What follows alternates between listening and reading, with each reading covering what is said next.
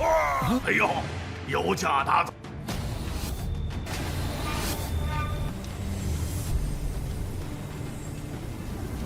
会取下你项上人，我一个一个去剿灭。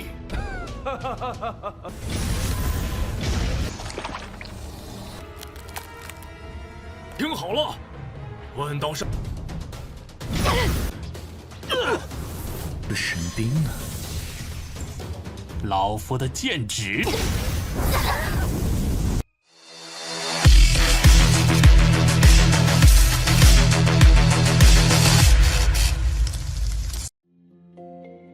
Halo semuanya, selamat datang di Ruang Sinema. Bagaimana kabar kalian semua? Semoga selalu sehat dan baik-baik saja. Sesuai jadwal, jadi pada hari ini kita akan kembali melanjutkan series Donghua Village Battle Spirit episode terbaru. Yang mana ini adalah episode yang ke-160-nya. Bagi yang mau bergabung dengan series ini, kita sudah sediakan playlistnya. Jadi kalian bisa dengan mudah mencari di mana episode awal dari series ini.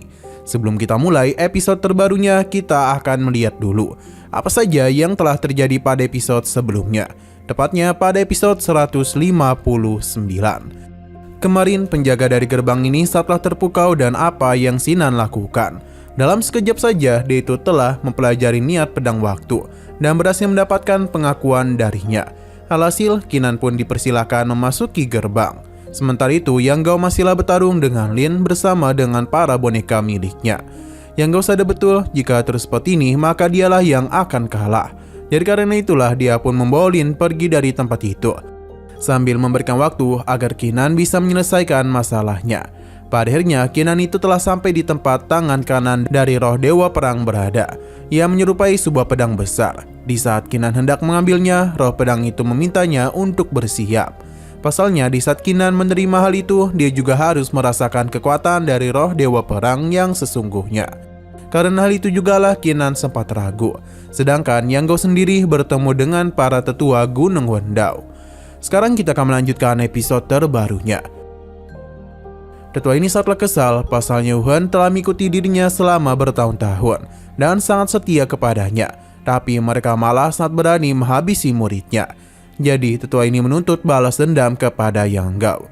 Namun sebelum semua itu terjadi, seniornya menghentikannya.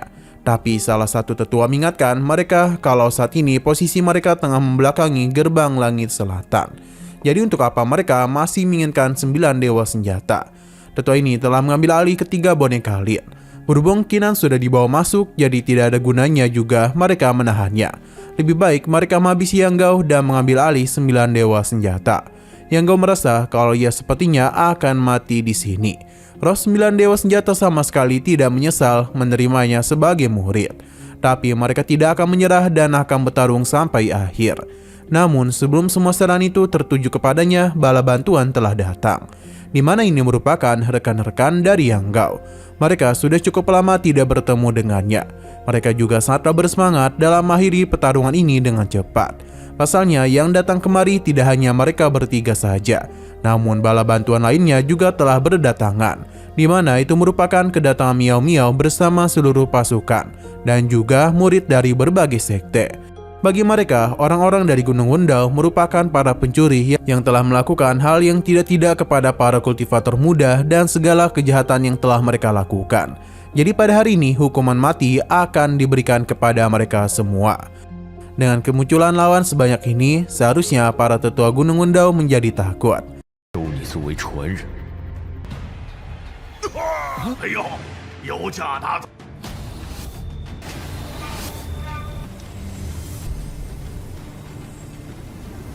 会取下你项上人头。 Sementara itu, Kinan telah berhasil menghancurkan segel pada pedang besar ini.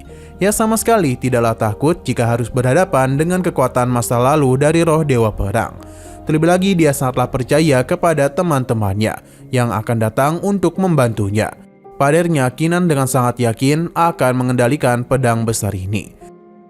Kembali ke sisi luar, di mana Gunung Wendao telah dikepung oleh pasukan aliansi. Tapi Yang Gao merasa mereka telah masuk ke dalam jebakan musuh.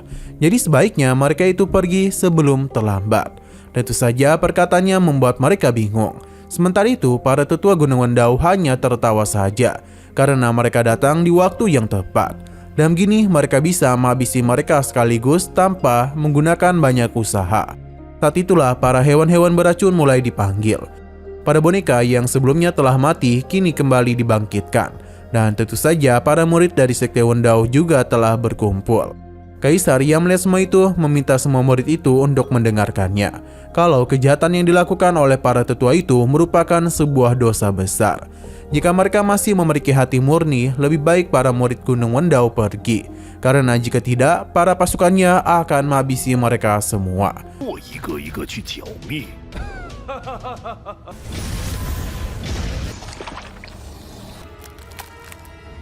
听好了，万道山。 Namun tidak ada satupun dari para murid itu yang takut. Pasalnya otak mereka telah dicuci oleh para tetua. Bagi mereka, perkataan kaisar hanyalah omong kosong saja. Sebab baik dan jahat hanya bisa ditulis oleh sang pemenang saja. Jadi daripada banyak ngebacot, para tetua Gunung Wendao memintanya untuk segera memulai pertarungan. Pasalnya mereka ini sudah siap. Di sini sang putri mulai memberikan mantra untuk bisa meningkatkan kekuatan mereka. Setidaknya terdapat sedikit bab yang dia berikan kepada mereka. Pada akhirnya pertarungan langsung saja dimulai antara pasukan aliansi dengan pasukan Gunung Wendao. Dalam pertarungan ini terlihat dengan jelas kalau para tetua Gunung Wendao merupakan masalah yang besar dan sulit untuk dikalahkan. Banyak para murid yang telah berhasil mereka tumbangkan. Hal ini juga disadari oleh sang kaisar. Ia benar-benar kesal dan apa yang telah mereka perbuat. Jadi dia akan mencoba untuk melawan salah satu tetua. Tapi Mukun datang untuk bisa menghentikan tindakannya. Melihatnya tentu saja membuat sang kaisar marah besar karena pengkhianatan yang dilakukan selama ini telah membuat mereka mengalami banyak kerugian. Jadi pada hari ini sang kaisar tidak akan mengampuninya. Mukun tidaklah takut dan dia menganggap hanya tuannya saja yang bisa dia percayai. Pasalnya demi mendapatkan kekuatan yang lebih besar, dia memilih jalan lain. Pukulan yang kaisar lakukan kepadanya akan Mukun balas berkali-kali lipat. Di sisi lain pertarungan juga telah terjadi antara Guru Jiang Bilan berhadapan dengan tetua beracun, yang mana mereka memiliki niatan untuk bisa menangkapnya dengan jaring darah. Namun semua itu tidaklah semudah yang dia kira. 吴坤，我当初选择了一条能让我走向巅峰。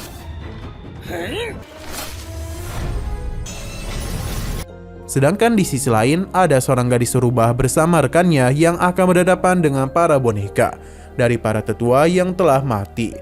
Dalam pertarungan ini, para boneka itu memiliki kekuatan yang sangat hebat. Bahkan mereka memiliki fisik yang sangat kuat, jadi cukup sulit untuk dihabisi dalam satu kali serang. Yang Bilan juga terlihat kesulitan. Sementara itu, pemilik Papilion tengah berhadapan dengan tetua Sora. Ia tahu kalau teknik pedangnya itu bisa menghancurkan sebuah ruang. Namun bagaimana jika pedangnya itu tak bisa dia kendalikan? Ternyata tetua Papilion telah menahan pedangnya. Tapi tetua Sora masihlah memiliki sebuah teknik lain yang dia arahkan untuk menghabisi para murid. Untung saja sebelum serangan itu mengenai para murid lainnya, gadis yang mirip dengan gadis harta berhasil menjauhkan serangan itu. 士兵呢？老夫的剑指。 Hanya saja salah satu tetua berhasil menahannya dan menggunakan kabut beracun. Itu merupakan salah satu teknik racun yang paling kuat dia miliki. Yang menjamin gadis ini tidak akan bisa selamat dan akan mati di tangannya. Alih-alih takut, gadis itu malah menyerap kabut ini dengan sangat mudah ke dalam tubuhnya. Nah, sayang sekali lagi seru-serunya, episodenya ini malah bersambung. Oke, sekian dulu pada video kali ini. Untuk video selanjutnya akan segera hadir. Jadi bagi kalian yang ingin mengikuti series ini, langsung saja klik subscribe dan aktifkan loncengnya. Terima kasih yang sudah menonton video sampai habis. Jika kalian suka pada video ini, klik like dan share ke teman-teman kalian tentang channel ini. Dan ditunggu aja kelanjutannya. Oke, sampai jumpa di video selanjutnya.